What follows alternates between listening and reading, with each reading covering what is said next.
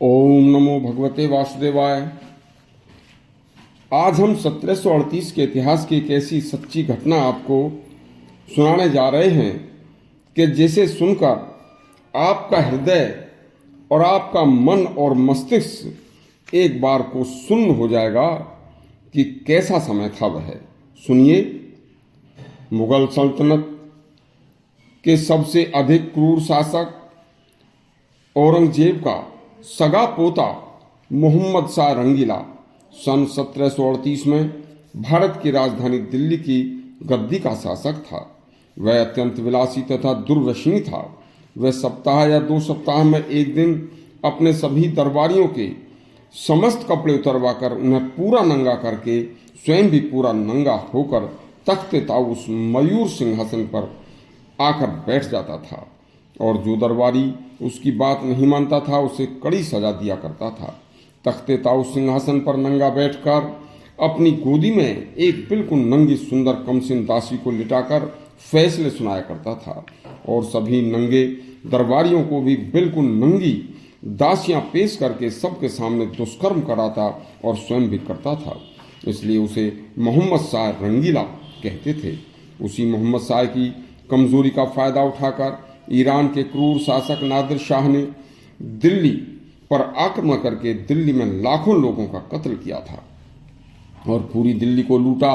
इसके बाद 1000 करोड़ के सोने चांदी के सिक्के, सोने चांदी के बर्तन, मंदिरों में सोने की चांदी की मूर्तियां सबको लूट कर अपने साथ ईरान ले गया था तथा तख्ते ताऊस जिसे मयूर सिंहासन भी कहते हैं उसमें हीरे मोती सोना चांदी को सब निकलवा लिया था तथा जो भारत में केवल सारी दुनिया में अकेला बेशकीमती कोहिनूर हीरा था उसे भी तख्ता उसमें जो लगा हुआ था उसे भी निकलवा कर लूट ले गया था।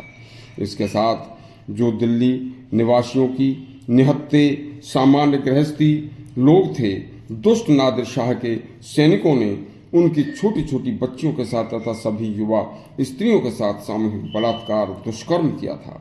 दुष्कर्म करने के बाद उन्हें मौत के घाट उतार दिया जाता था।